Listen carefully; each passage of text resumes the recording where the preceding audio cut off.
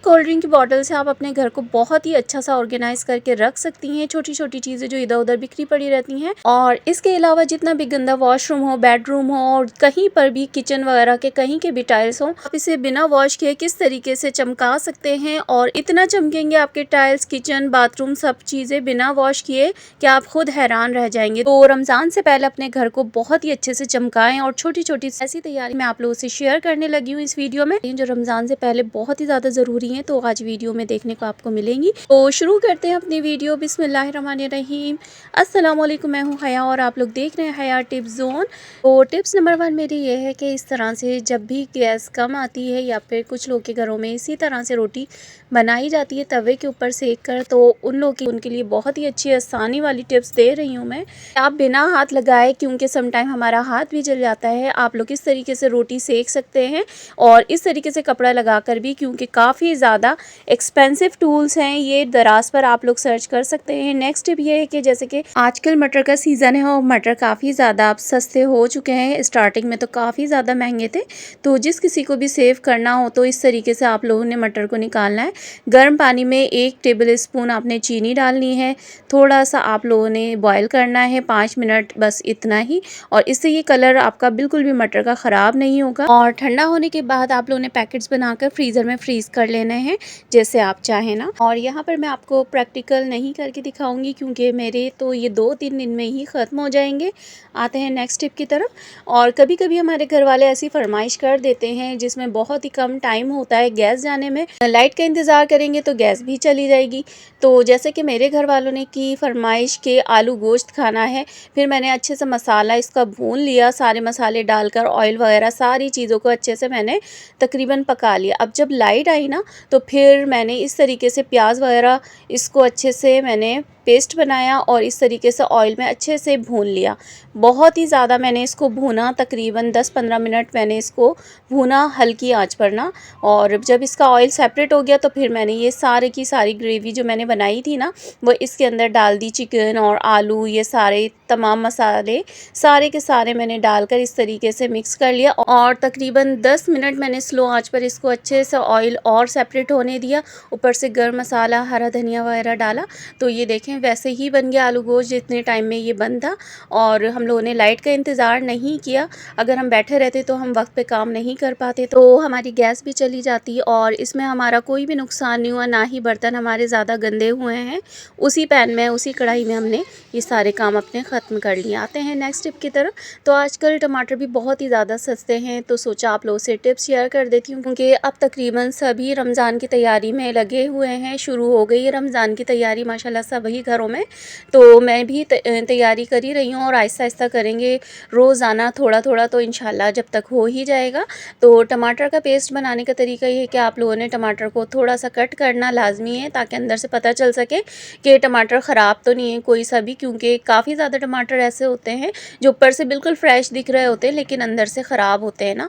तो इस तरीके से काट ज़रूर लीजिएगा बीच में से और इस तरीके से बॉयल करना है 5 मिनट। इस तरीके से हम लोगों ने पेस्ट बनाना है। पेस्ट बनाकर हम लोगों ने स्ट्रेनर में स्ट्रेन करना है और फिर स्ट्रेन करके आप इस तरीके से पैकेट्स भी बना सकते हैं। साथ में आपके घर में जितने भी पुराने बच्चों के इस तरह के होते हैं ना लंच बॉक्सेस वगैरह होते हैं, तो उसमें आप लोग ग्रेवी बनाकर इस तरह से पेस्ट को सेव कर सकते हैं। भाई हमारा क्यूब्स वाला काम नहीं है, हमारा माशाल्लाह सही ठीक ठाक पकता है, तो हम लोग पेस्ट यूज़ करते हुए बिल्कुल भी कंजूसी नहीं कर सकते हैं। हमें ज़्यादा क्वांटिटी में चाहिए होता, तो ज़्यादा क्वांटिटी को सेव करने का तरीका ये बहुत ही आसान है। इस तरीके से आप छोटे छोटे कंटेनर ले लें, बहुत ज़्यादा बड़े ना लें, और इस तरीके से आप सेव कर सकते हैं आसानी से।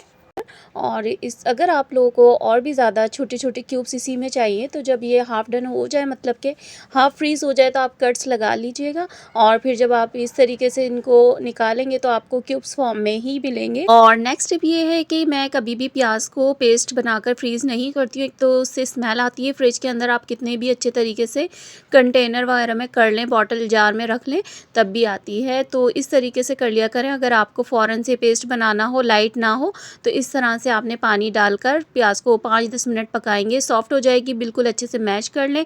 फिर आप ऑयल डालकर जब इसको अच्छे से और ज़्यादा पकाएंगे तो ये इतनी अच्छी हो जाएगी, गायब हो जाएगी, बिल्कुल घुल मिल जाएगी आपके सालन में कि आपको पता ही नहीं चलेगा कि आपने प्याज भी डाली थी इसमें और उसी का पेस्ट आपने बनाया। बिल्कुल भी ऊपर तैरेगी नहीं, जैसे कि मसाले के ऊपर अक्सर ये तैरती है ना। थोड़ी बहुत अगर आपको करनी हो तो आप इस तरीके से कर लिया करें, मैं भी कर लेती हूँ। टेस्ट में बहुत ज़्यादा फ़र्क कुछ भी नहीं आता क्योंकि हम भुनाई इतनी अच्छी तरीके से कर लेते हैं और ये जो निशान आपको दिख रहा है ना, तो ये इससे बिल्कुल भी कड़वाहट नहीं आएगी। चलिए तो नेक्स्ट टिप भी देख लेते हैं। तो नेक्स्ट टिप ये है कि इस तरीके से बॉटल को आपने कट करना है और कोई भी फैब्रिक लेना है आपके पास, जो भी एक्स्ट्रा पड़ा हुआ हो वही ले लीजिएगा। मैंने यहाँ पर ट्राउज़र लिया है। ट्राउज़र का ये नीचे पाइचा होता है ना, बॉटम वाली साइड, ये वही है और इसको कट कर लेंगे। इसी की साइज़ का हम बना लेंगे। देखें ये इस तरह से, जैसे कि ये मेजर कर रही हूँ मैं ना यहाँ पर, चौड़ाई लंबाई जितना भी आपको साइज़ चाहिए हो, जितना भी बड़ा आपको बनाना हो, इस तरीके से आप कर लें। और इसकी बॉटम का भी साइज़ हमें चाहिए तो इस तरह से हम कोई भी प्याली वगैरह ले लेंगे या फिर आप बॉटल का भी ले सकते हैं। और यहाँ पर देखें, बस इस तरीके से आपने स्टिच करना है।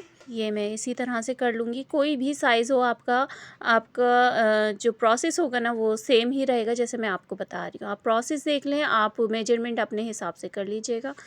यहाँ पर इसको हम उल्टा कर लेंगे और ये बॉटल इसके अंदर डाल देंगे इस तरह से और ऊपर से आप इस तरीके से अंदर फोल्ड कर दें, बिल्कुल भी पता नहीं लगेगा। जब कभी ये गंदा हो जाए तो आप इसे वॉश भी कर सकते हैं और इसके अंदर आप अपनी स्टेशनरी बच्चों की रख सकते हैं। इसके अलावा कंघे वगैरह भी रख सकते हैं, जितने भी आपके घर में कॉम्ब हैं, और मल्टीपर्पज़ है ये। आप किसी भी तरीके से आप इसको ऑर्गेनाइज़ कर सकते हैं इसमें चीज़ें अपनी। तो देखें ये कितना प्यारा लग रहा है। बच्चे हैं तो बॉयज़ हैं तो आप इस तरीके से कार्स वगैरह लगा लें और गर्ल्स हैं तो आप बच्चों की डॉली वगैरह जो होती है, बारबी वगैरह, वो लगा लें या फिर इस तरीके से लेस वगैरह आपके घर में हो ये या फिर इस तरह के चौड़े चौड़े से पैच वगैरह होते हैं ना, तो इस तरीके से देखें आप ब्रशेस रख सकते हैं इसमें, अपनी कोई भी अच्छी सी चीज़ें इसमें ऑर्गेनाइज़ करके रख सकते हैं। ड्रेसिंग टेबल पर ये कितना प्यारा लगेगा ना, और ये बहुत ही अच्छा आइडिया है और काफ़ी ज़्यादा यूज़फुल है। और जैसे कि हम माइक्रो वगैरह हमारे घर में होता है, हम डेली तो हटाकर इसको बिल्कुल भी अच्छे से क्लीन नहीं करते हैं।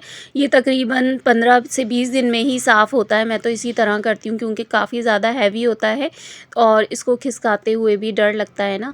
और अंदर जब भी आप करें तो इस तरीके से चीज़ें आप इसमें डाल दिया करें, फ़िनाइल वगैरह की, इसके पीछे भी टैबलेट्स, ताकि बिल्कुल भी कॉकरोचेस और ये जो गंदगी होती है ना बिल्कुल भी ना हो और सिर्फ डस्ट होगी इसके पीछे। देखें मैंने काफ़ी दिनों के बाद इसके पीछे की क्लीनिंग की थी तो सिर्फ और सिर्फ डस्ट ही निकली इसके पीछे से अल्हम्दुलिल्लाह, और बाकी कोई गंदगी नहीं निकली, कॉकरोचेस वगैरह बिल्कुल भी नहीं निकले। तो इस तरह की फ़िनाइल की टैबलेट्स वगैरह बना लें और अपने हर इर्द गिर्द की चीज़ें, फ्रिज के नीचे, माइक्रो के नीचे, हर जगह पर ये डाल दें तो इससे कॉकरोचेस वगैरह बिल्कुल भी नहीं आते। आजकल जैसे कि रमज़ान की तैयारियाँ चल रही हैं, टाइल्स पर इस तरीके से गंदगी होती है, छोटी छोटी गंदगी जो बहुत ही मुश्किल से साफ़ होती है, या तो फिर हमें बहुत ही अच्छे से इसकी डीप क्लीनिंग इस तरह से करनी पड़ती है कि फ़र्श वगैरह बहुत सारा पानी सर्फ से हमें साफ़ करना पड़ता है। अगर आप लोगों का भी ड्रेन सिस्टम कोई नहीं है रूम्स वगैरह के अंदर तो आप लोग ये टिप ज़रूर ट्राई कीजिएगा कि पुराने आप लोगों ने इस तरीके से टी शर्ट, टॉवल, जो भी आपके घर में अवेलेबल हों,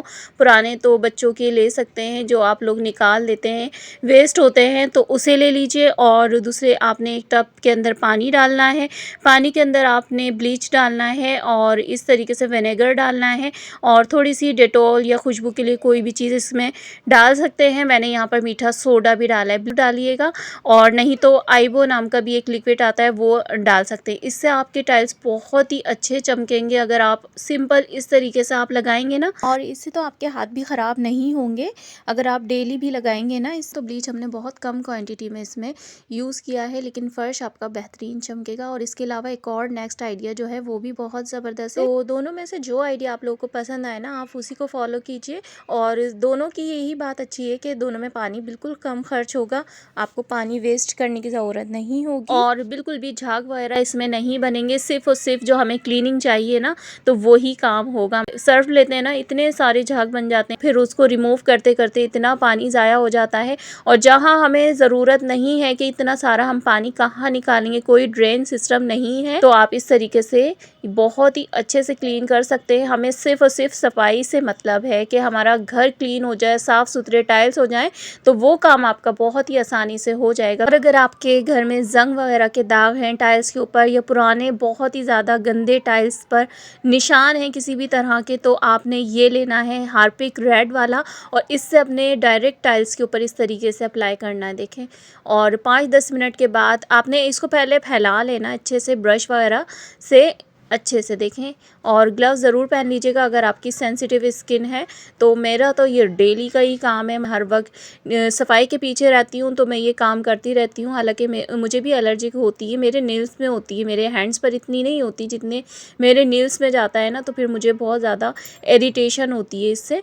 और आप डायरेक्ट ही अपने जितने भी इस तरह के निशान हो ना जंग के, या फिर ये देखें बबल्स है ना, च्युइंगम पड़ी हुई है उसके ऊपर बच्चों ने इंक भी डली हुई है, तो इस तरीके से ये ब्लैक निशान है। और जितनी भी लाइंस वो होती हैं इसके बीच में टाइल्स के बीच में, तो ये बिल्कुल मांद पड़ जाती हैं, बिल्कुल ब्लैक ब्लैक सी लाइन हो जाती हैं, तो उसके ऊपर भी ये आप हार्पिक अप्लाई कर सकते हैं। और 5-10 मिनट के बाद आप लोगों ने अच्छे से ब्रश से रगड़ के और फिर आपने खुश्क कपड़े से अच्छे से साफ़ करना है। आपके सारे के सारे दाग जितने भी गहरे होंगे ना, वो सारे के सारे रिमूव हो जाएंगे। बस सीमेंट वगैरह के जो दाग बिल्कुल साफ़ नहीं होंगे, सीमेंट के नहीं होते, उसके अलावा सारे हो जाते हैं। और बिना पानी के देखें मैंने कितना अच्छा फ़र्श आपको नीट एंड क्लीन करके दिखाया है। और इतने कम पानी इसमें यूज़ हुआ है, बिलीव मी, सिर्फ और सिर्फ हाफ़ टब या हाफ़ बकेट आपकी लगेगी और आपका घर बिल्कुल चमक जाएगा। जो कोई भी बहाना करता है ना कि हमारे घर में पानी नहीं है, हम सफाई किस तरह से करें, इस तरह से करें, बिना पानी के आप आसानी से सफाई कर सकते हैं और अपने घर को फुल चमका सकते हैं। आपके टाइल्स ऐसे चमकेंगे कि जैसे आज ही आप लोगों ने लगवाए हों, इतने फ्रेश हो जाएंगे, इतना अच्छा रूम आपका शाइन करेगा। यकीन कीजिए बहुत ही ज़बरदस्त टिप है, तो ज़रूर ट्राई कीजिएगा। जहाँ पानी आप लोग यूज़ नहीं करना चाहते हैं वहाँ के लिए ज़बरदस्त आइडिया है। तो आई होप आज की वीडियो आप लोग को पसंद आई होगी और तमाम ही टिप्स एंड ट्रिक्स मेरी अच्छी लगी होंगी। तो वीडियो को ज़रूर आप लोगों ने लाइक करना है, क्योंकि बहुत ज़्यादा एफर्ट की है मैंने। और चैनल पे नहीं हुए तो सब्सक्राइब भी लाजमी कर लें। चलें फिर मिलते हैं नेक्स्ट वीडियो में। अपना ख्याल रखिएगा। अल्लाह हाफिज़।